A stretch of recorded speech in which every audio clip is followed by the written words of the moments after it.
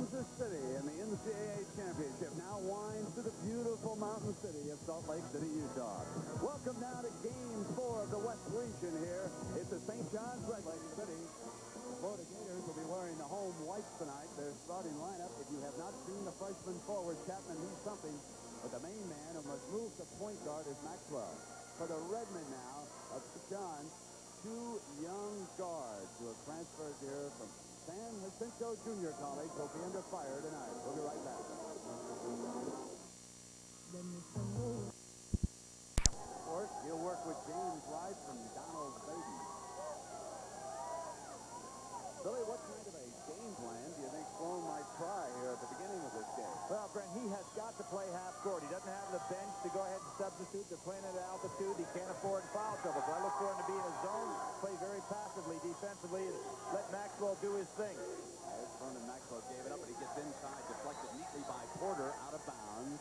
It will be the Florida ball. For the fans who have not seen the Gators this year in white, Billy, maybe you can run down some of their personnel here for them. Well, Shintius inside is a great passer. Maxwell's got explosive speed from the outside, an excellent shooter.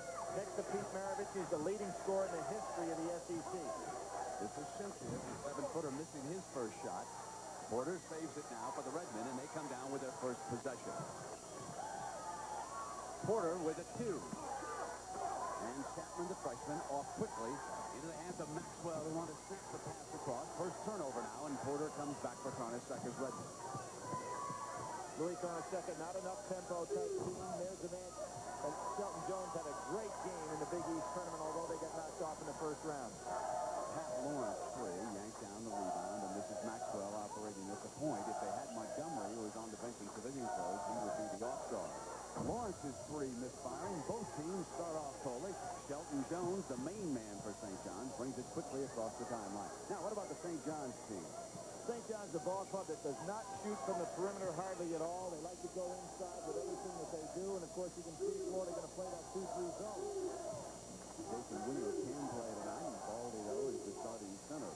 A quick collapse on Jones. They don't want to get in too much maneuvering room on the inside. Dempsey is siding in right now.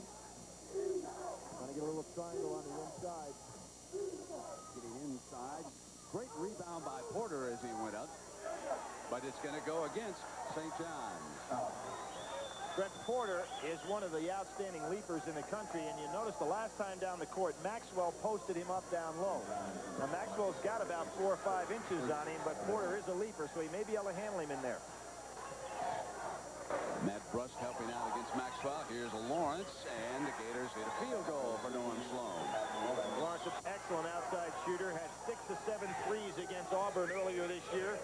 Had a good NCAA tournament last year coming off the bench. Little 1-2-2 zone now. Lawrence at the top. Harvey sends it over here to Brust, who shifts it right on back. Porter gets inside the Baldy. He misses, and Shintis off with the rebound, and Maxwell brings it down for the Gators. Slow start for both of these teams. Maxwell pulls up, misses everything. Porter was right there. He got a little piece of that ball. Nice to have about a 6'7" guy at the top of the key in that type of zone. You can see that Lawrence goes down into the hole or up at the top, depending on where the offense is.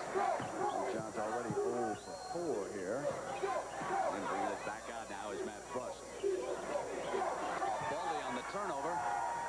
Bringing it down is Cliff Lett, who has replaced Montgomery in that line. Oh, Porter by Porter.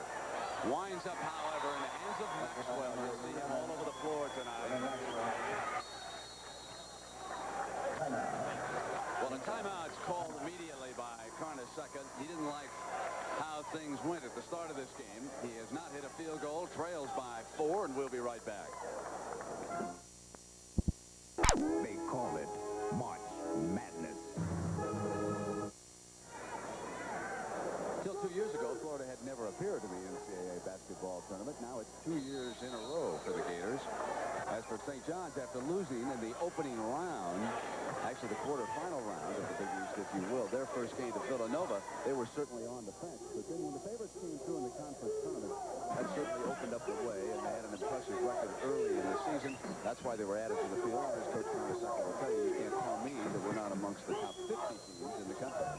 Russ missing. They're not shooting like it tonight, though, I might add. Marco Baldi is not an offensive threat in the middle, so we're going to see Jason Williams in his game shortly, I think. They're going to count on Baldi to play a certain number of minutes to keep Simpsons off the boards, but they really need another score on the offensive end of the floor. And the power of freshman Livingston Chapman scoring that field goal for Coach Sloan. And St. John's kind of playing into Florida's hands right now with a short lineup that they have of just 8 men.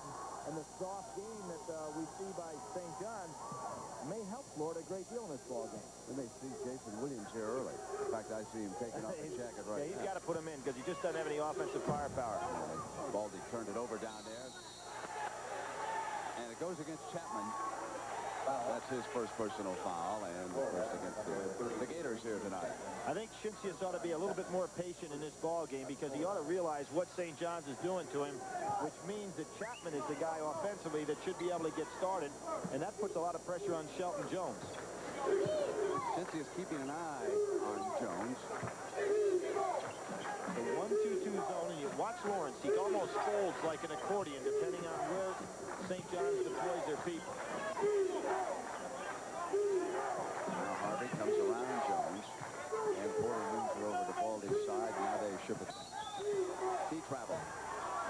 When you've got a team that has only taken 94 three-point shots all year, you know they don't want to take the 3, and they've got no inside scoring threat with Baldi.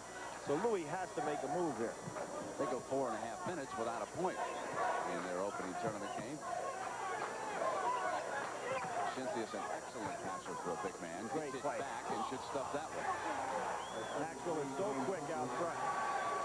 Although Montgomery, who will not play tonight, is the leading career assist man for Florida, Maxwell can handle that spot. These two schools have never met in basketball, and they act a little like it right now. And a rejection underneath into the hands of Shinsius. Great defensive play. That was Lawrence. See, and he ended up blocking a shot under the basket, even though he's playing the top of the 1-2-2 zone. Maxwell inside, rejected by Shelton Jones. This is Harvey. He'd like to get into this kind of a game up-tempo if he can. He and his running mate Porter were 73-1 in junior college playing run-shoot basketball, so they have really had the harness on him here at St. John's. Big fella gives it back to Lawrence. Nice cut by Lawrence without the ball right down the middle. And as I told you, the one thing that there's no question about Shinsius' ability is passing the ball and hitting the open man. Kind of interesting. Smith from BYU, Ferry from Duke, and Shinsius from Florida. 3 great passing big men.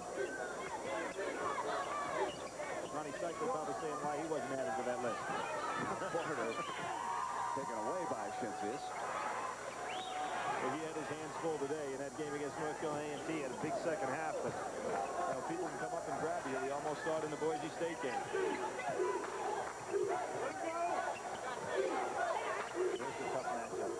Short with everything, and off comes Harvey. Redmen down by 8. Give it now to Jones, who gets on the scoreboard. And St. John's down by 6 after a horrible start here. Notice how Shelton Jones used the rim that time to prevent the block. Shinsius really is breathing heavy so far in this ball game. Altitude could cause the players a little bit of a problem moving on. Not as high as Denver, but certainly higher than back in Florida. North Sloan has Davis on the side. There was a foul on that shot. No call. Cleaned up by Chapman underneath, and Lawrence complaining about it as he goes back down the floor. Yeah, there's no question he got fouled on the arm. There's more gray suits over there on the Florida bench than reserve. Only 3 subs. Baldi puts it on the floor and loses it. He can't be doing that. And up comes Jason Williams. I thought it was about a minute late. He took the first jacket off. And he's coming after it. Jones underneath with an excellent defensive effort. Florida's ball, and here comes Jason Williams. What Maxwell has got to realize is Shelton Jones is a good shot blocker. He's coming over to help out, which means that Livingston Chapman has got to be wide open when he cuts to the basket. Wayne Davis, number 50, checks in, and Shinsius sits down. Jason Williams, who was suspended for that tournament game because his involvement in that brawl up in Providence, number 11, is now down on the inside against Davis. Those are 2 tough post-up men down low, Chapman and Davis. Davis, a great leader. Three-pointer by Lett off the iron. Jones gets it into Harvey's hands. Porter's on the right. And a foul goes against the Gators on the drive by Harvey. Interesting story about Harvey. He originally signed with Syracuse, committed to Syracuse. Then when he didn't make his grades, he pulled out to go to JC. And you know who that left the opening for to end up at Syracuse? The guy nobody wanted, Sherman Douglas. Isn't that something? That's Jones, super play. Right over the top of the zone, out of bounds.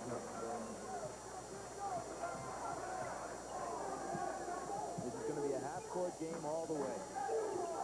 No pressing, very little fast breaking. Chapman wants that ball down low. He was going to work on the inside. That time, Jones half-fronted him and took away the passing lane. Chapman has a great Big Apple NIT foul on Harvey. He tried to come around, reaching around to get it. Simpson quickly returns, and Alander Lewis reports into St. Paul.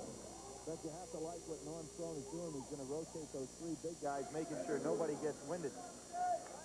Lewis, number 22, will take Maxwell for a time.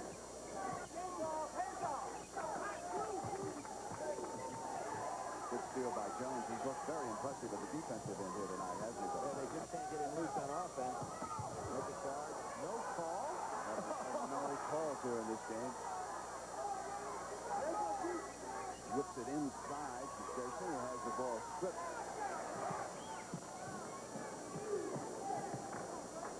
Interesting that Lewis would get in the ball game this early when he didn't get in the ball game at all in the Big East tournament.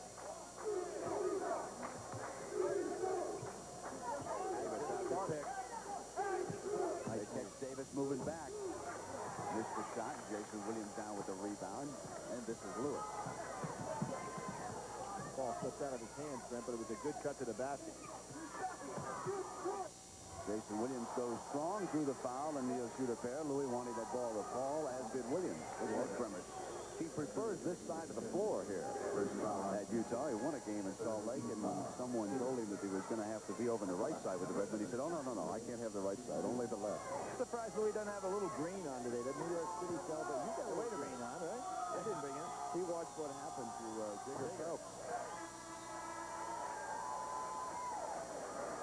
You know, in watching that Notre Dame game, I haven't seen there. We have a substitute for the first time coming in the backcourt.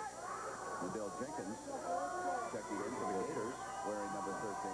But I haven't seen David Rivers have a game quite like today. That kid Armstrong from SMU put a hurting on him. We'll see him Saturday afternoon. As SMU advances by eliminating Notre Dame, and Chapman returns, and Lawrence sits down. Again, 8 players in uniform for the Gators tonight. And Sloan rotating his lineups early, giving everyone a breather. He also has an early lead against St. John's. Well, 1-3-1 trap by St. John's. The 3 by Maxwell, not there. Williams off with the rebound now. Quick pass to Brust. It was a beauty. Nice play by Boo Harvey. And, you know, even though St. John's is not a running team, I think they'd be smart to run tonight. They really would, because Florida just had no place to go for stamina with that bench being so short. Against 8 men, you might be able to wear them down. I want to tell you, Harvey looks like a man who just wants to go and go some more. Davis on the inside, much later into the field goal. Davis sat out last year as an academic casualty, but he's the player that Norm Sloan thinks can be very, very good, and I'd agree with him.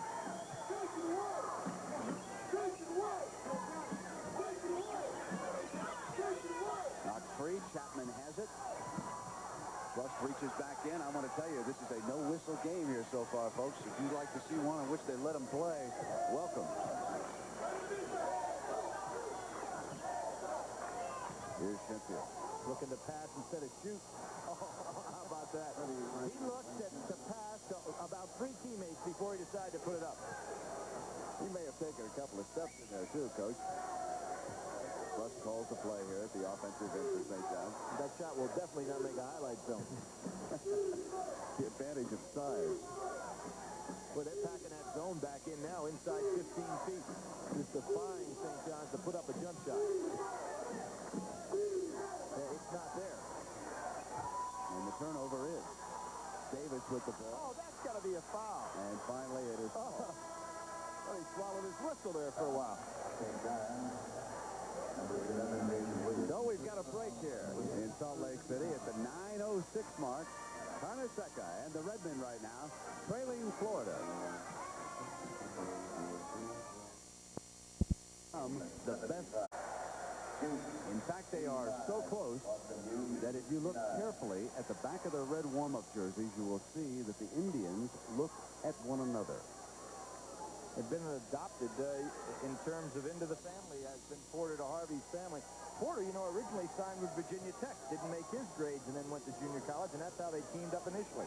They call Harvey Itch and Porter Spread. All right, the Gators in their white. They're with the ball now. And on the turnaround, Davis, good-looking player, isn't he? He really is, and went right over Williams. I think he shocked Williams with his ability to go over the top of him. St. John's a little sloppy with the ball already. I think St. John's, and this is a tough call to make because Louis has done things the same way for a long time, but I think they really got to get into a pressing game, force the tempo up the court a little bit, because right now they're playing right into Florida's hands. Air ball by Lewis completely over everything. Now Maxwell. Some of the NBA say point guard's going to be his spot anyway. Now it's into the hands of Lewis. Porter's over here on the right. There's Maxwell stealing it up. And they bring it back out. Inside to Jason Williams. Crashing hard and going after it was Shelton Jones, but he was outmanned. When you're playing against a pretty good overall size team, you're talking about Florida, you've got to put some balls up from outside. Not going to do much in the rebounding end. As the Chapman goes strong after the rebound. He'll come back up, but first he is fouled. Foul goes against Williams. It's a soft touch for a powerful guy inside. A little J.R. Reed in him there. You know, he's got good hands, even though he misses this shot. It's a nice, soft touch. He and J.R., we might be able to match them up with hairdos, too. They're the big game here today. These two teams still trying to figure out what they can do to each other in this game. So it's tough to make a team adjustment. Florida has done it better. The biggest lead of the game at 12-20 to 9. Particularly was happening.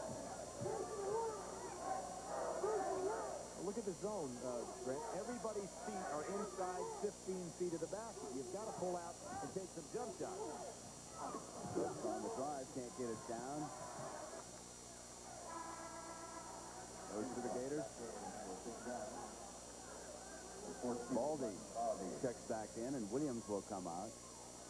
You'll see everybody is inside the paint. Now, if you don't take any jump shots, they're going to keep packing back further and further. There's nothing available inside, just forcing up bad shots.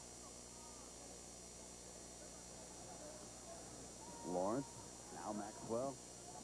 That should be offensive. It's not going to be called that way, but it should have been offensive. Maxwell, and he's got that move down to a science. He drives and then puts his shoulder over into your chest. The sophomore 7-footer. Checking back in for the Gators, and Lawrence will come out. Sloan continuing now to rotate his team. If you didn't know better, you would think that a John Thompson coach was over there sending players in and out. He's giving everybody a break, getting everybody involved in this game, and really he's talking about 7 players over there rather than 8. He has over there Bill Gurley, a junior out of Dickinson, Texas, who does not play. You know, Brent, I wonder if Norm is doing that based on strict, I mean, he's obviously doing on some time sequence, but I wonder if he has somebody actually keeping time, said, okay, it's now time to rotate, because he hasn't paid any attention as to position, nor has he paid any attention as to whether a guy's playing well or not. It just looks like it's automatic. You go in for someone else. And Monty Tao is motioning right now to Norm Sloan, telling him we should even move the zone back farther. They are really packed in there.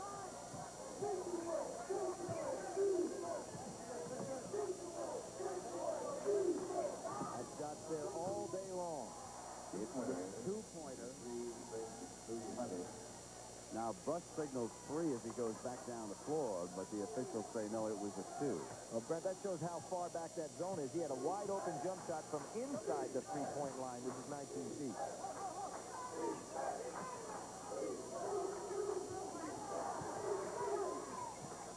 Simply, if he turns Jones on Baldy. Through the foul. You know, the St. John's are playing those low post players right behind, so it's easy to get the ball inside to them. Jones with a quick word with Baldy.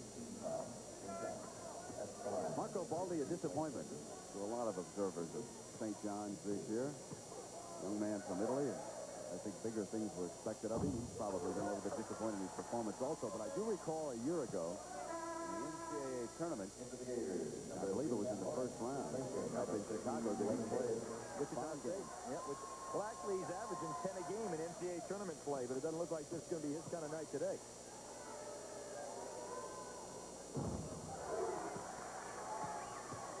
Again, another one of those rotation substitutions. That time, Davis coming out for Norm Sloan.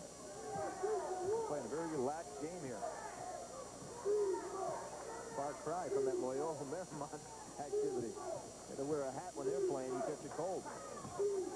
Harvey misfiring everything. Rush trying to track it down, but the Gators come up with it. And here's Maxwell on the move. Lee Lawrence got him in too deep with the pass. Nifty move by a cameraman to get back out of the way underneath the hoop there. He really didn't have an angle to throw that lob. It was tough to catch that ball coming right over the top of your head. Luke John's looking for his first. Flying back in this at the half.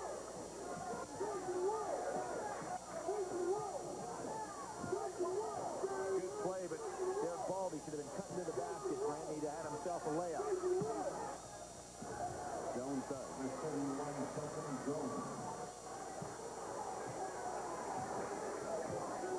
But Maxwell, a guy with the afterburners, you'd like to see him in an up-tempo game. And I think Florida's playing a very, very smart game for them tonight. And Galen Hall would have liked to have seen him in a football uniform a couple years ago, too, as Chapman is fouled by Bruss. In Atlanta, earlier today in the Southeast region, Oklahoma and Auburn advance. You'll see that matchup here Saturday afternoon on CBS. And Louisville goes against BYU. BYU had to go into overtime. That was the only overtime game of the afternoon. So two good matchups down to the Southeast on Saturday afternoon with, again, Cynthia sitting down. And Norm Sloan's game plan now becoming apparent. He's just going to continue to rotate the 7 players all game long. One of the great individual performances I've ever seen in the NCAA tournament play with Hersey Hawkins and Morris down there in that Auburn game with Bradley today. Just a sensational performance. Kind of game you hate to see either team lose. Well, here in the first half, 2 cold streaks have killed the Redmen. They've gone 5 minutes and 20 seconds and 4 minutes without scoring points.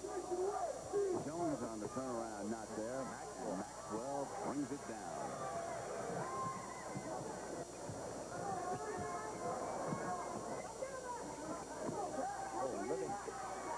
Chapman's got Jones right on his back. They just need to pump it into him.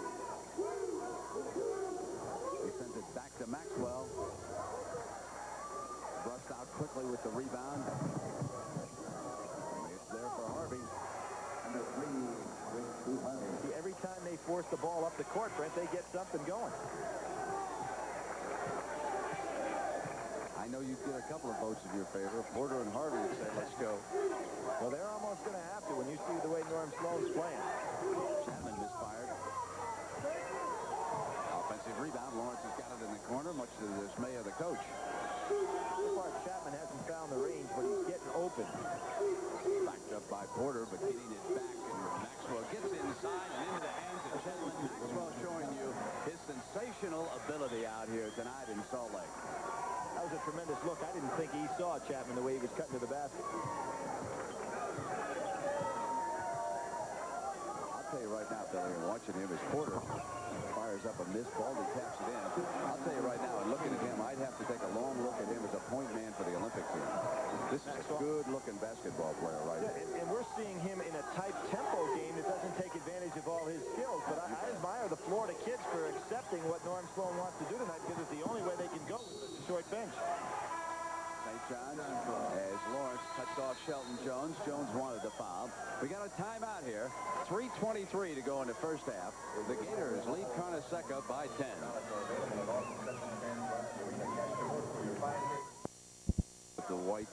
shirt on. That's Ronnie Montgomery, who was suspended by Coach Sloan. You've got to applaud Coach Sloan in suspending Montgomery for that nasty fight he was involved in against Georgia. He sat him down for an important tournament game. He's here. If they win, he'll be on the floor on Saturday afternoon against Michigan. But the coach stood up and took action and said, I don't want to see a fight like that. I'll suspend any player that gets involved in it. Norm has a theory that there's too much hand checking in college basketball, and that has precipitated a lot of these fights around the country. As Trust nails a two-pointer here from the perimeter. Let's see if Louis goes into a little half-court trap. He's got to start picking up tempo.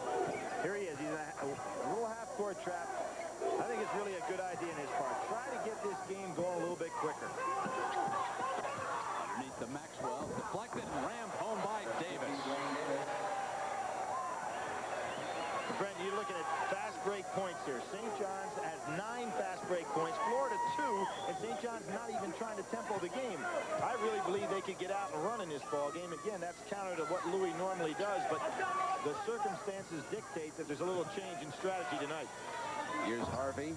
Gets the roll. Well, how difficult would it be, though, for St. John's to go up-tempo? Well, I'm not talking about changing everything that they do, but you get Harvey and say, hey, push the ball up the court, get Shelton Jones running out of there, go to the half-court trap like they are now, forcing Florida to move a little quicker. Here's Lawrence, and this is a three. Home run. Of course, his brother, a starter last year at Florida. He's got a beautiful stroke on that shot.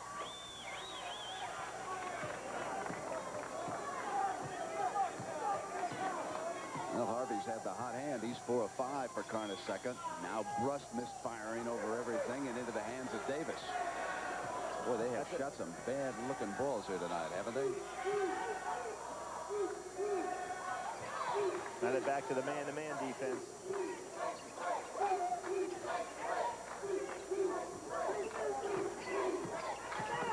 Jenkins. Surprised he took that shot. They were having so much success getting the ball down inside.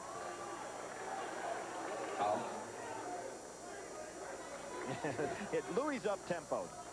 He's got to transfer that from his up-tempo to the team's up-tempo. And he's 63, right? He put the leprechaun back in St. Patrick's Day. At least it's still St. Patrick's Day out here in Salt Lake. I hope they can still find the right channel back in New York after all that partying back there in the city today. That green beer, you know, usually runs on this day, Bill. I guarantee you. Well, Billy Cunningham's here. He's still celebrating. And again, just look at that zone. Now you see Livingston Chapman has dropped all the way down in. He's just patrolling the center. Down toward the 1-minute mark here in the first half. Jim Nance and James Brown will update you on everything that's gone on as Baldy powers in for the field goal. So St. John's within 9 points here inside of a minute. And they've got to be somewhat happy about that because they have been pretty badly outplayed at times here. But Brennan, a ball game as slow tempo as this, 9 points is like having 19-point lead unless you pick up and turn it into a different type of ball game. Yeah, good point, Billy. Florida ought to keep trying to pound that ball down inside. They've got great inside play there with Chapman, Kincius, and Davis. They like Maxwell the way he thinks out there on the floor. Really doing a good job. We know about his talent, but he's doing a nice job leading this club. Now it's 2-on-1. Only Maxwell. Jones brings him over and comes back to Lewis. Oh, this is the jam. Why? Could have just laid it up and in. It would have been a big moment for the Redmen. Things like that are probably why he gets sealed on the bench as Baldy goes over and commits a foul with 1 second to go on the clock. And, you know, should have let that ball fly. It's a 1-and-1. He could have had himself a 2-shot foul there. A nice job there by Shelton Jones, showing a little leadership, going over and putting his arm around Lewis, because that was an easy layup.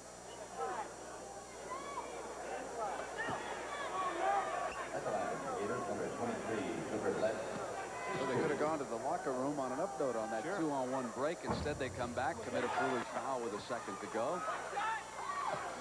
And they could be down by 10. But not a good free throw shooter. Under 60%. For the first time, Norm Sloan picks up a little bit more. Ooh. So we've come to the end of the first half. St. John's must regroup. The Gators have jumped all over them, and they lead by 10. And our coverage of the NCAA Basketball Championship continues after this message and a word from your local station. CBS Sports coverage of the NCAA. And the Gators now lead by 10 over St. John's at halftime. Day one of the tournament, we already say goodbye to 4 of the nation's most prominent players. Their college careers over. Percy Hawkins of Bradley, the nation's leading scorer. The fabulous Finis Dimbo of Wyoming. Missouri's Derek Chivas. The Tigers ousted in the first round for the 3rd straight year. And David Rivers of Notre Dame. 4 players, their outstanding 4-year careers are over today. Day one on the road to the Final Four.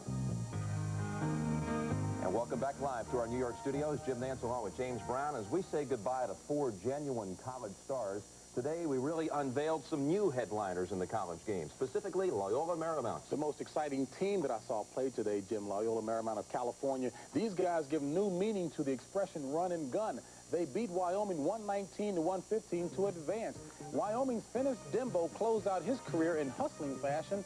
First the block, then he hustles down for the slam dunk 2 of his 14 points. But Paul Westhead has the most explosive offense in college basketball, and Hank Gather shows part of the reason why with the slam there. Now, this Loyola team will put up a shot in an average of 7 seconds. They're usually on the mark. Bo Kimball with 29 points as Loyola Marymount goes on to knock off Wyoming 119-115. Now, they will move on to the second round of action on Saturday here on CBS and meet North Carolina. The Tar Heels were a winner today, beating North Texas State 83-65, a big game from J.R. Reed. Michigan did not have an easy time of it in the West region, getting by Boise State by only the score of 63-58. So that West bracket looks like this. Michigan will play the winner of tonight's game, the winner, that is, between Florida and St. John's, while Loyola Marymount of California will play North Carolina. And I tell you, Dean Smith is really going to be put to the test because this Loyola Marymount team, they don't get tired. Can you keep them below 100? Boy, that's going to be tough. I'm looking forward to that game on Saturday. And, of course, most of the nation will see that game from Salt Lake City. Now, in the Midwest region, first-round action at South Bend, DePaul never trailed, and Ron Strickland, 19 points, 13 assists as the Blue Demons coasted. LaSalle and Kansas State. Mitch Richmond with 30 for the Wildcats. William Scott hit 5 3-pointers in that victory for K-State. Memphis State and Baylor. Last time the Bears in the tournament, they went to the Final Four. That was 1950. But today, Memphis State opened the second half with a 20-2 run, and Rodney Douglas had a career-high 22 for the Tigers as they win by 15. Purdue and Fairleigh Dickinson, a career high for Melvin McCants. He had 26 in that game, and the Boilermakers now set a school record with 28 wins on the season with that 15-point victory over Fairleigh Dickinson. In the Midwest, the bracket looks like this. Purdue and Memphis State on Saturday. You'll be seeing that. Most of you will, or many of you will, and others will also see that DePaul-Kansas State game. That's a Saturday action from South Bend in the Midwest. And we'll continue with more scores and highlights on the road to the Final Four in just a moment.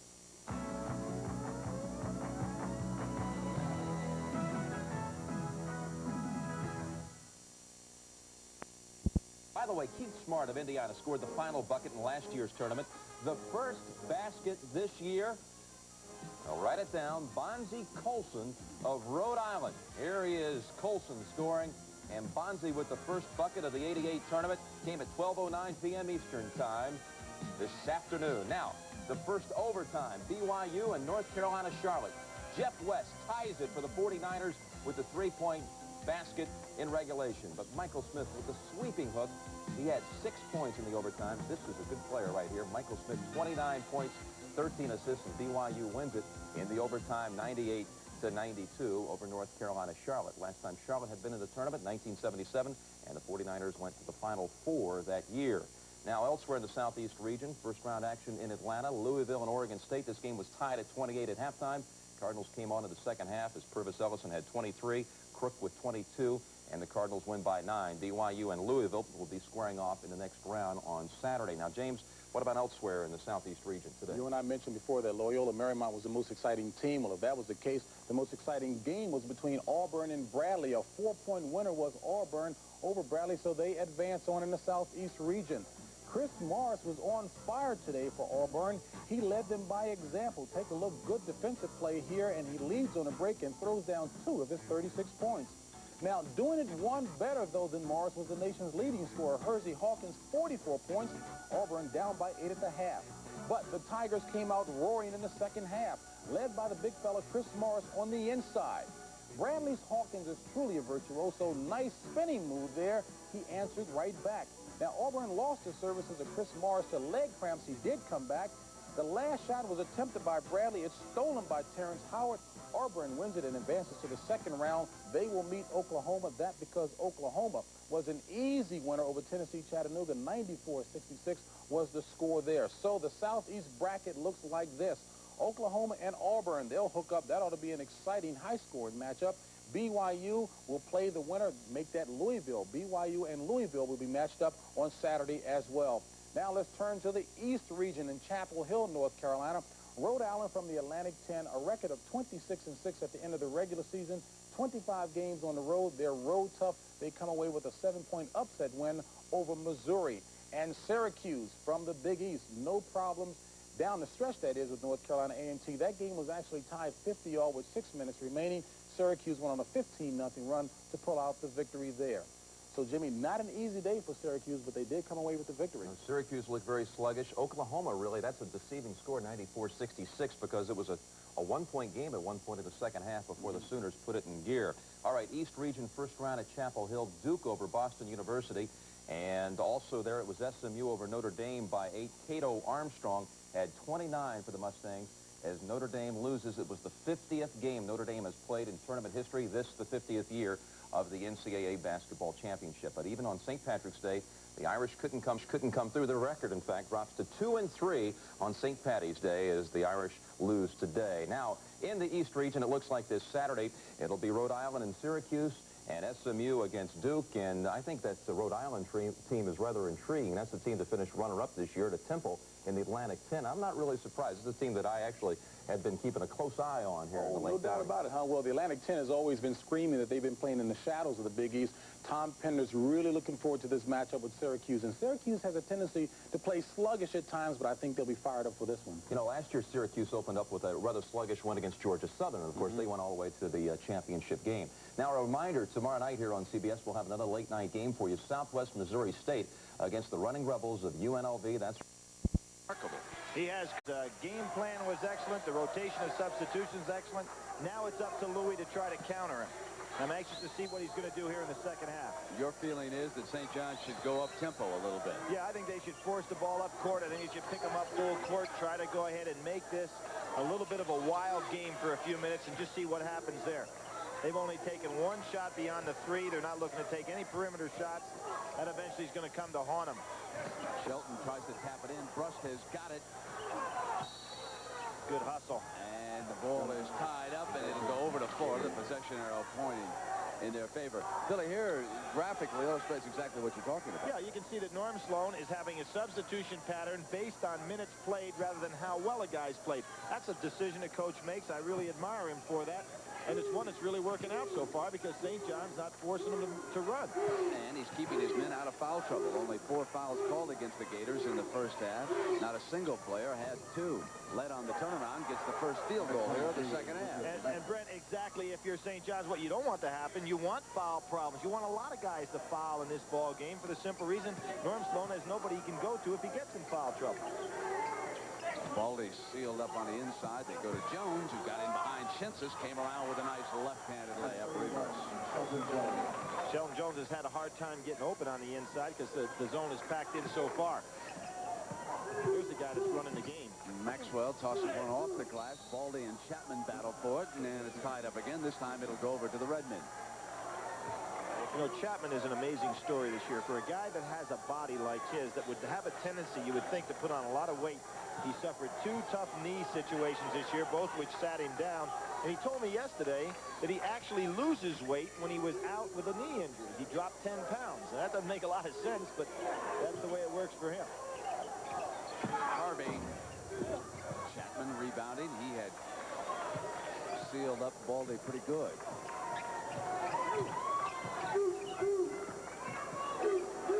Here's Shinsis on a quick turnaround over Baldy. He's starting to get confidence that they're allowing him to be into the ball game. And the lead goes to 12 here. Shintz is amazing. He had great games against Will Perdue, the outstanding center from Vanderbilt, and then he can go to sleep in a game. We saw him against Charlie Smith at Pittsburgh. Smith got 33. He had 2. Jones. 10 points for Shelton. Shintz is not doing a job down in his part of the zone. That's twice in a row now that they've been able to get the ball right inside on him. Maxwell running the floor very well, but he has not shot well here tonight. Well, he's carrying on that other responsibility, too, Brent, of having to run this ball club. There's a pass. Nice. Harvey comes out beautiful behind the back, gets it into the hands, and gets it back from Porter. Nice play by Boo Harvey, and that's the kind of rhythm that the Redmen could use. And they could come right back and start pressing now, and it'd be a whole different type of ball game. They do have the talent to do it. Harvey gambles. Maxwell's 3 is on the money. Vernon Maxwell. He is playing under such control for a guy that's such an explosive athlete. Really admire him there.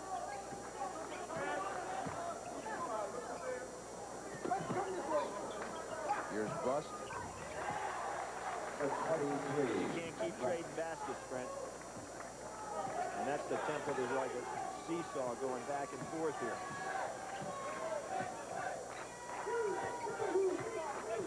Into Chapman, and Jones jumped out to steal it. He can play the running game for a big man. He runs the floor very well. Oh, there's a case where left the most important man on the floor, the guy with the ball in his hand. All right, Billy, we're down to 7. Now what about it? Keep going. Have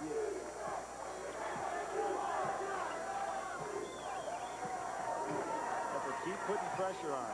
See if Florida can handle that kind of pressure. Porter foul, jumping out on Maxwell that time. Well, tomorrow night, Billy, we've got UNLV against Southwest Missouri State, and you might say, oh, blowout, rout, but hold on, Billy. That Southwest Missouri State team did a job last year, too. They did against the team, Clemson Ball Club, that was a very good basketball team, one that was on a roll. That I thought had a chance to be a major dark horse in the tournament. They've got everybody coming back there. They could cause trouble for Jerry Tarkanian. And, you know, that game really epitomizes the first round. You take an unknown team, match them against the power, and then you take your chances. And if you don't think the dream can happen, you should have seen Boise State late against Michigan. Chapman bangs in 2, and here are 7 men from the Gators. They're making everybody in Gainesville and the whole state of Florida proud of this bunch here tonight. Players suspended. Montgomery, their point man over there in civilian clothes, and they're getting it done. Jason Williams hits the layup now for the Redmen. Florida has dominated this game, in case you just joined us, from beginning to end. Yeah, when you look back to the Big Apple NIT, the Florida team everybody saw there was a run-shoot, full-court press type ball club. So it's a tremendous coaching job by Norm Sloan to now get he's these moved guys. Maxwell to the off-guard. Did you notice that, Billy? And Jenkins running. Right. Hard to get guys to change the style of play. Porter gets it into Brust. Jump hook. Sloan a little bit concerned now because this is the best run by St. John's, and he'll go to a timeout. You saw him call it.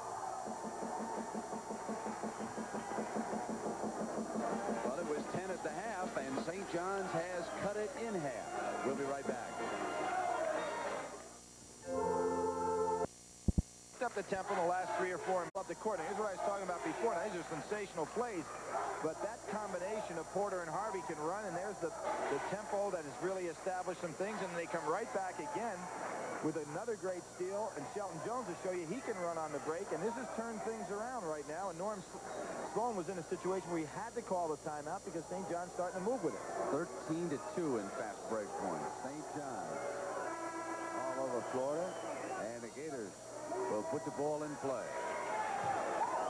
Maxwell, Lawrence, Chapman, Left, and Davis back in the game now. Shensius is sitting. Davis, number 50, in on the inside. Maxwell gets it into the hands of Chapman. Takes it back. They try to play catch, and Jones anticipated that pass.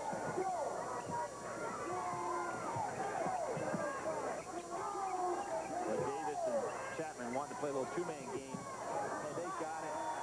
That pass had to be absolutely perfect. And you can see what that timeout was all about. They were punching inside again. Now it's Harvey, Porter, Jason Williams in the game, along with Jones and Brust for Carnesecca. This is Jones underneath in 2 deep into the hands of Jason Williams. Offense offensive foul called against Williams. Here's that pass you were speaking about, Billy. Well, Chapman showing the perfect lob pass here, and it had to be perfect. You also have to have a man on the other end that can go up and get it, and Davis certainly can do that. Watching those game films of Sherman Douglas. Throws it right at the hoop, though. He wasn't feeling too well today. I'll tell you what, he had it taken to him. Yeah, he was under the weather. Our advanced man, Jimmy Tubbs, was telling me that he didn't feel well at all. Now Maxwell on the drive into the hands of Lawrence. So after the timeout, the Gators come back and hit 2 field goals after St. John's had closed to within 5 points. Now, Carnesecca will stop the clock here. Little spirit over here on the Florida bench, too. Chances go, and we'll be right back.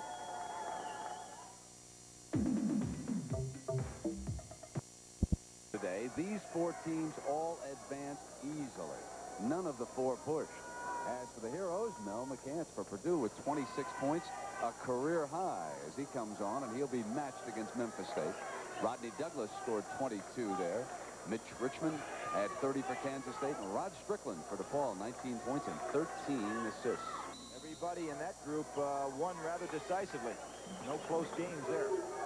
So we'll see those 2 matchups, too. Saturday afternoon, big day, 12 noon Eastern time. The triple header starts on CBS. Jason Williams fouled underneath by Davis. What's the tough matchup in this zone right now for Florida is the fact that Jason Williams and Shelton Jones are getting down in the low box. Both guys have good offensive moves in there, so the zone hasn't been able to keep up with him. The man has won over 600 games, a national championship, and his greatest year, he never even went to the NCAA because NC State was on probation. He was undefeated.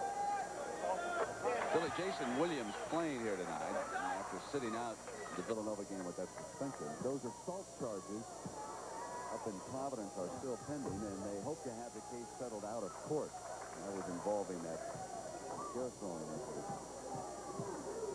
13:30 to go now. The Gators have led it from the start. Lawrence flips it over to Maxwell, comes inside on Porter, and then rises with that nice jump shot. That's just a great shot there. You can see St. John's starting to pick up the defensive tempo a little bit. But you don't offset that when a guy makes a great shot on you. Porter wanted it inside, and Davis was there. The pass was telegraphed. Struck with a great diving save now for the Redmen. Here comes Jones. Through the foul from Chapman. He'll come up and shoot a pair of free throws. That was a good job by Chapman to go over there. That was an easy 2 that Shelton Jones had. Russ hustling. Jones wears those goggles. He was playing an international competition, and Redmen had St. John's fans very much concerned about his future, and so you'll see him at the line with the goggles. He actually feels that he sees even better now.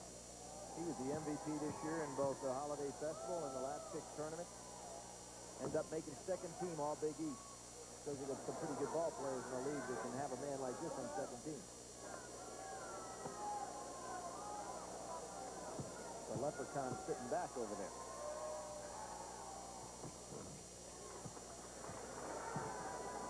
Again, though, Frank, you see that St. John's dropping all the way back, playing half-court defense. And I really think that that's something they've got to make the move and come out a little higher on defense. They're going to pick up any kind of tempo. Davis with a screen on Porter.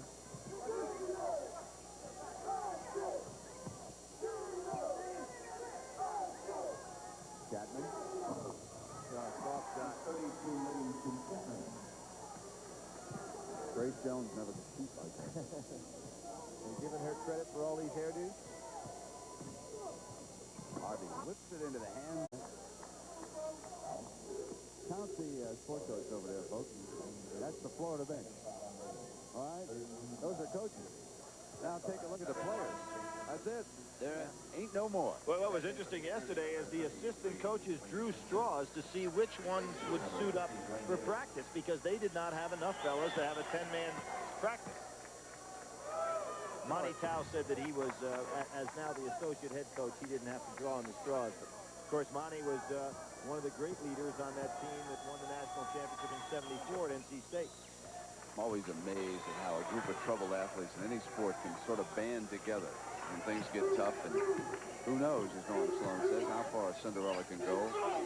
First, they have to beat St. John's. Michigan would be next on Saturday if they can do that. Shinsis bangs the ball. It goes out of bounds and over to St. John's. That was one pass too many, though, by Livingston Chapman. I mean, it was a pretty good idea, but he could have gone up with it. Shinsis wasn't ready to go ahead and handle the ball.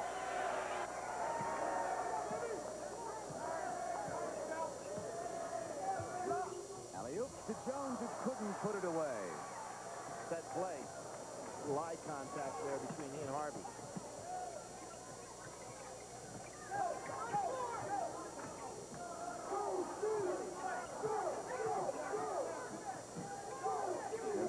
Whips the ball on the inside. Lawrence finally gets the handle on it and gets into Chapman's hand.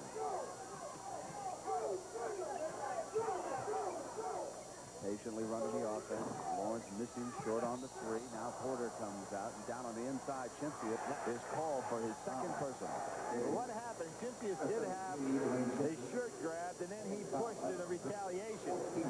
Watch, see, his shirt is being grabbed, and then he pushed away. How often do we see it? The second man is always Exactly. You know, I think a lot of folks were probably surprised when they read about Chimpia refusing to go back in the game, and the coach kind of shrugging. Rest assured that Coach Sloan and Chimpia, somewhere along the line, had a pleasant little conversation, and I doubt that Chimpia will ever do that again under Coach Norm Sloan. Well, again, though, Chimpia, it's just in that case, it's the way he walked off the floor. Brandon, he's got to realize that occasionally something like that's going to happen. A referee's going to make a bad call. It's not the end of the earth. Porter hitting the field goal. So that Davis comes strong to the ball. Sure does. Number 50 on the inside. Porter got a hand on it, but he fouled Maxwell. That's his 4th. You can just feel this game ready to explode if St. John's would go after Florida. And I'm sure if you're Norm Sloan, you're sitting over there starting to get a little bit nervous, saying, you know, as we get down here in time, when are they going to try to come out? Now Lewis checks in, and he'll pick up Maxwell. They'll sit Porter with the 4 personal fouls. Maxwell taking on the inside, and this Jones is reaching back up over and committed the personal foul on Lett. Jones' first personal. Something Jones. First foul on Jones. 14th foul.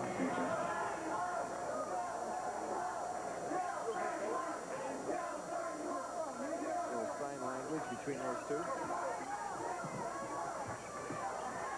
You know, Larry Brown made the statement about Chimpsis after he worked with him in the summer in an international ball. They had some international competition. Great move. He said he would be our Olympic center. Now, Larry Brown's a pretty good judge of talent, but I think he missed on that mark. Here's Harvey out on top for St. John's. And Brust misfires over everything, and Jason Williams couldn't hold on. Well, that's at least 2.5 air balls that we've seen from Brust, and he's wide open on the shot. Sloan looks like he's ready to orchestrate something on that far side. Now Towers up next to him. Chapman looked like he's limping a little bit on that leg.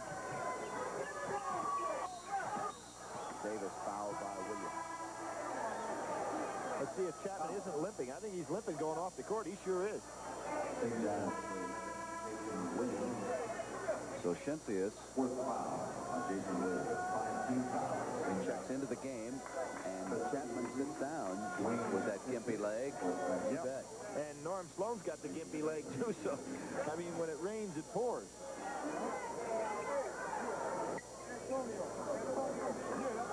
So Chapman leaves with Florida ahead by 7.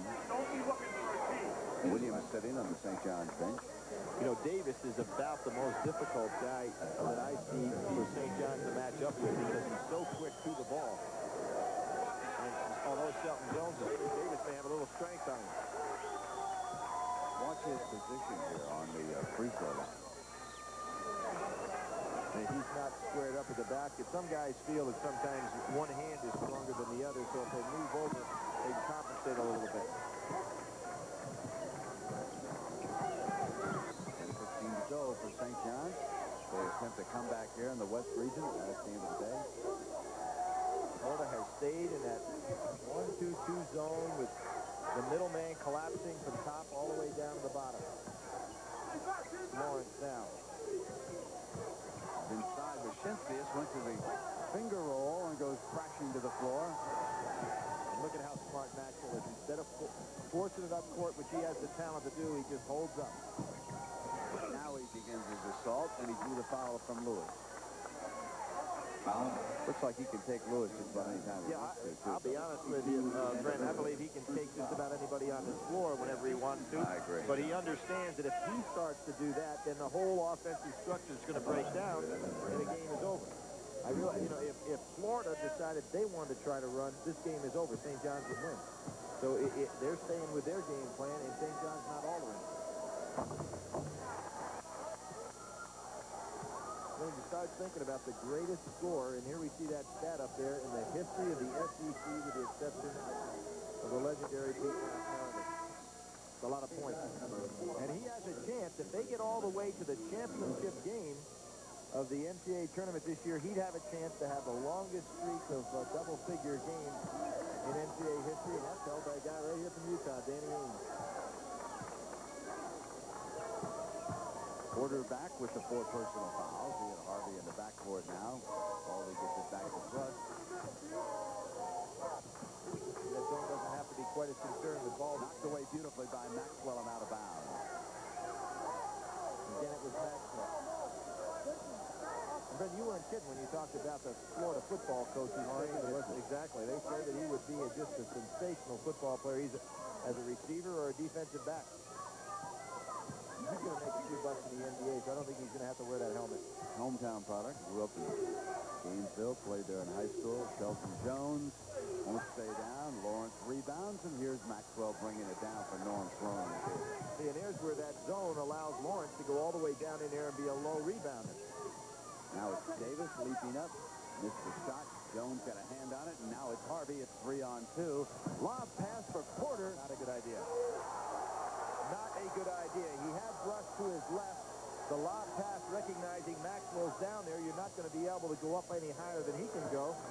So Harvey's been a lot better off just making the easy lay-down pass to Brush coming to his other side.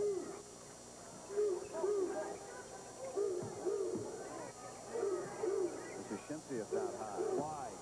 Why would you take that shot? Rushed into the hands of Porter, and now it's Harvey coming through. Into the hands of Baldy, who expected him to shoot it. Finally got the handle and put it away.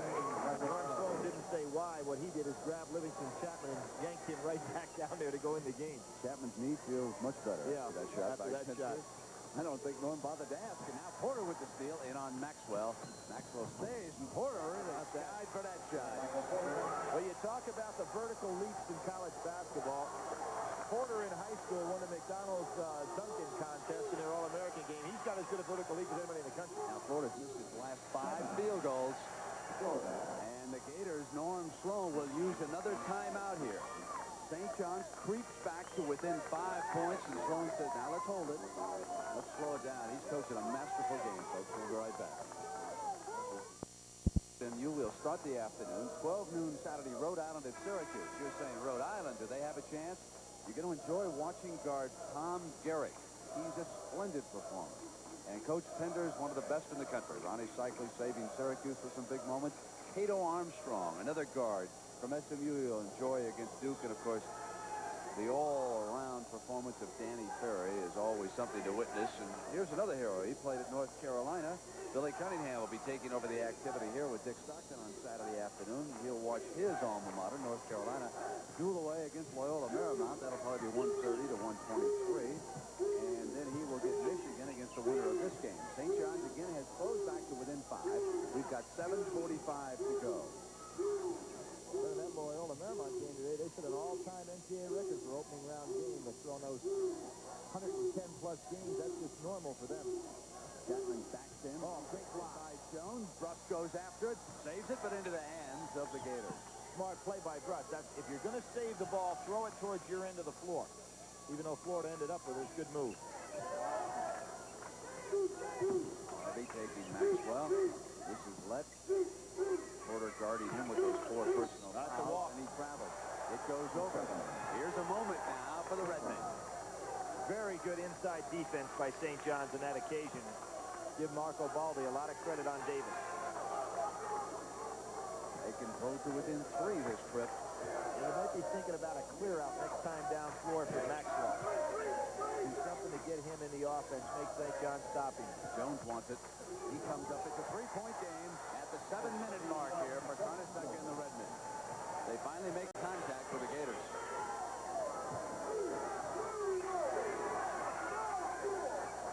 I think it should be Maxwell's turn to shoot. He may think so, too.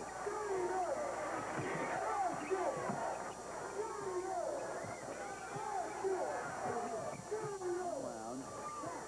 It's back from Lawrence. Porter out of bounds. Florida's ball. Well, here it is Jones at the defensive end, creating this opportunity when they were down by 5. Runs the floor very well, got back down on the inside low, and came around with that turnaround. Now they're inside at 10 seconds on the shot clock. Maxwell 3, not there. Jones rebounds, and here come the Redmen again. Greg, considering that last time down the floor, I think it was Maxwell's time to shoot, and I thought they should have cleared out for him when he put the ball on the floor a little bit. St. John's very patient now. Russ chips it in, and it's off of Jones. Turnover. Couldn't hold the pass from Russ, and it goes over with Schimphius checking back in for the Gators. 7-foot 2-inch sophomore center. Now, this team on the floor right now only has one ball handler in the backcourt because they're going with the biggest team they can have with Schimphius down inside with Davis and Chapman.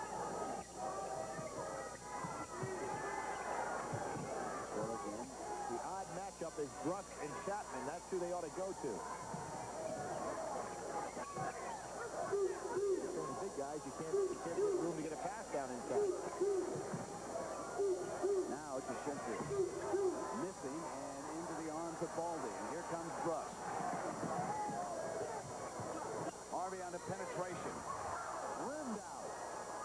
Schimphius ball for the Gators. Game's getting a little tight, Brent.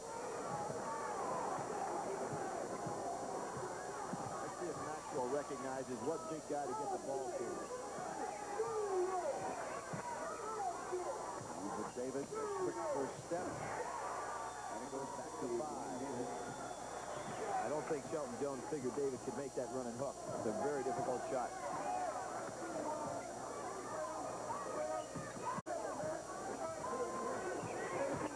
Russ saves it.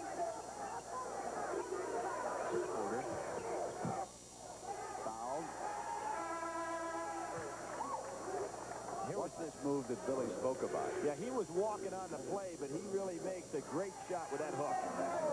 Shelton got him first with his body. Felt he had pushed him out far enough that he wasn't going to make the shot. He might have to pass it. As Jenkins checks in and Letts sits down for the Gators. Brent, what was so tough on that shot, too? He had no backboard to work with. Now, Coach Sloan wants Maxwell to switch over and become the shooting guard in this fight. Rejected by Davis into the hands of Schimphius, and Bruss comes around and fouls him. Oh, now here you see Schimphius running his mouth here. For some reason, this young man just can't settle down. You know, he would be so easy to get to, and that's unfortunate. You could put a lousy ball player on him and just get to him mentally, and you see Coach Sloan not going to take it. It's 1-1. I think he's going to, aren't they in the penalty? I have to send him out here to shoot. I don't think they can take him out. We're over the limit. Oh, there's Bruss making a nice gesture to shake hands with him. He brushes him off.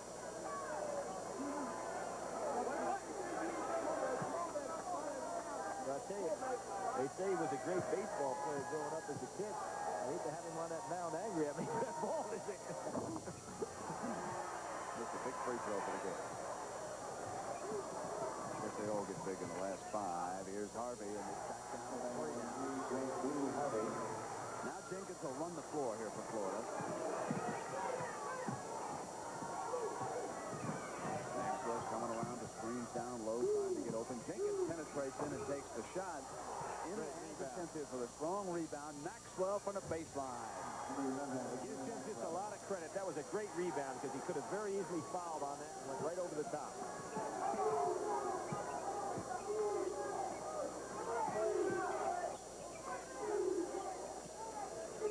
The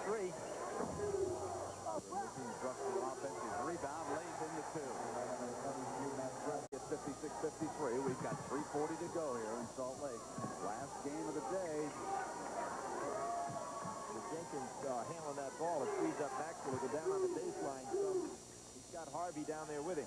And Sloan furious playing a foul. He will use one of his 2 remaining timeouts. 1 timeout left for Florida and 2 for St. John's. We'll be right back in a moment. Tangled a few moments ago with Shensi. Watch him come on the inside, grab at his arm, and Shensi objects, and so the two exchange words. And look who has to pull the big fella back. Wendell Jenkins, 5'10", 160 pounds.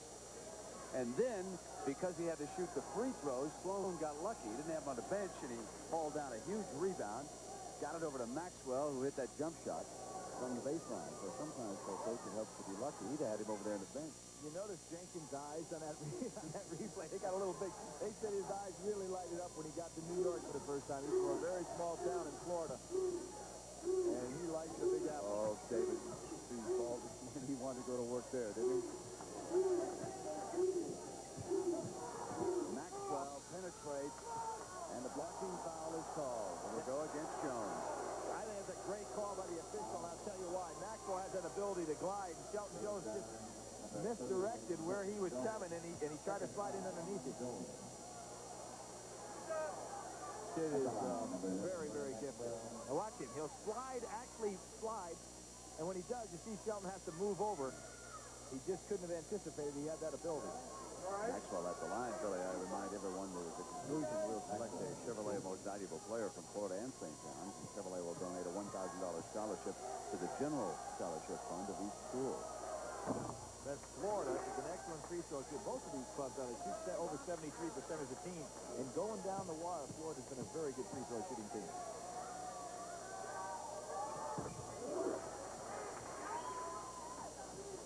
So they lead it again by 5 now at the 3-minute mark. Have we had 1 or 2 3-point shots that have been made the entire night? So this has been 2, huh? Strictly an inside ball game. Florida's at 1, I guess, fast break point. A basket. Jones has it knocked away and out of bounds. St. John's ball with 23 seconds left on the shot clock. And from the Huntsman Center in Salt Lake City, Utah, along with Billy Packer, I'm Brent Westberger. The Gators have led it all the way, and now we get someone checking over with the timer. Yeah, what I think's happening there, the timer wants to know if that was a shot. If it was a shot, obviously, that's been blocked. It's been a full 45 back out there again. Russ.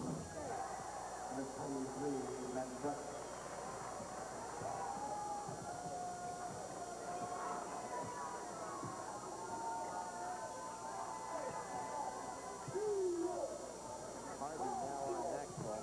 Doesn't have the leaping ability that Porter has. Maxwell could go over him on the drive.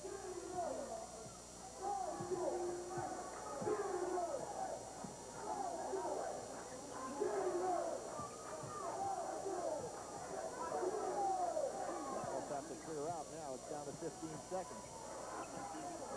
Chapman wanting it against Jones, but instead it'll be Maxwell up on Harvey. Porter rebounds. St. John's could come to within 1. Harvey down, dishes Jones. It's a 1-point basketball game inside of 2 minutes. Steve Bridges, by pushing the ball up the floor, they get Florida in an off-balance position defensively. Big trip here.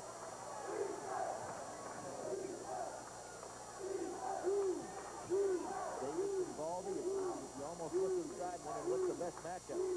That might be it. Lawrence at the top. Maxwell maneuvering on the inside. Lev looks for him. Now they come around to Lawrence. Short. Chapman with an offensive rebound and a fresh 45. Big rebound for Sloan. Yeah, they look like they're a little unsure themselves as to who's going to get the shot. Said a lot of that to St. John's good man-to-man defense. They've been cutting off that inside game to Chapman. There he is. Chapman comes up, pump fake, thrust from behind. Lucid another rebound. That's 2 big rebounds. This one by Davis, the first one by Chapman. Now we're inside of a minute, and St. John's soon will even have to think about putting them on the free throw line. Well, Brett, they'll still have some like about 7 seconds differential on the clock. There's the foul. Harvey reaching in on Maxwell. His to go, so St. John's got the full complement here. No more shot clock. Now, if he makes both of them, it'll be a 3-point game. As Williams comes back in and Baldy leaves, thinking about a 3-point shooter for St. John's, I guess Porter would be one of the two guards for Conner would have to be the top choice here. Well, believe it or not, the 38 is the most three-pointers anybody on the St. John's has taken all year, and that's Harvey. 38, which is hard to believe. As a team for the whole year, they've only shot 94 times beyond 3 points. Maxwell misses the second. And now a 2. They don't have to go for the 3. They can tie it with a 2. Time remaining in regulation, and Conner uses one of his 2 timeouts. So they struggle and flounder all game long, and now they've got a chance to send this one to overtime. We'll be right back. Well, tomorrow at 11:30 Eastern Time, check in on the Shark and the UNLV running red. Not as good as they were a year ago when they went all the way to the Final Four. Southwest Missouri State will probably try to control a little tempo in that game, and it might wind up as close as this one is right now. St. John's with possession, 36 seconds to go. Coach Packer, what do you do? How quickly do you shoot this one to go for the tie? I think you want to go as quickly as possible to try to get that good shot inside. And you've got Williams and Shelton Jones in there, posted up down low on that box. You don't want to take it down to the wire. Cynthia not on the floor right now. Davis taking Jones. They're looking for Shelton Jones. He's got Davis on him, as you say. He's over now on the strong with the ball side of the floor. Harvey hits a 2. It's a 2, the official says. The game is tied. Down to 10, and here's the man now. Maxwell up with a 3. Into the 7-6 seconds to go. There's time for St. John. How about Maxwell? There's time, Brent, but they need 3, and we thought no longer do they need 2. You knew Maxwell was going to have that ball in his hands. Now Louis thinks that an extra second ticked away on him. Let's take a look at this one. Do you notice corners? Did you notice where Harvey's foot was, Brent? The worst shot in basketball. His right foot was over the line by about 2 inches. And here Maxwell comes down, and he's behind the line a good foot. And the story is told by Coach Louis Conner on the St. John's sideline. Just watch.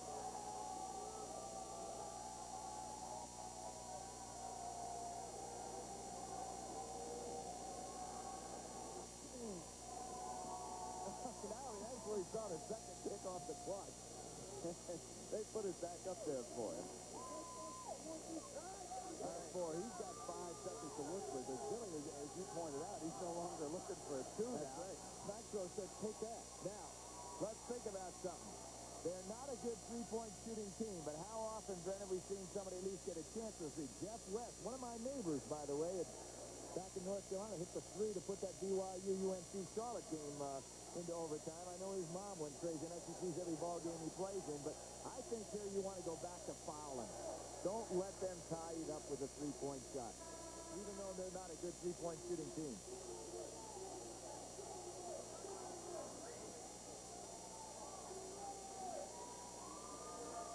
And Florida's, for the first time, looks like they're going to pick up full court.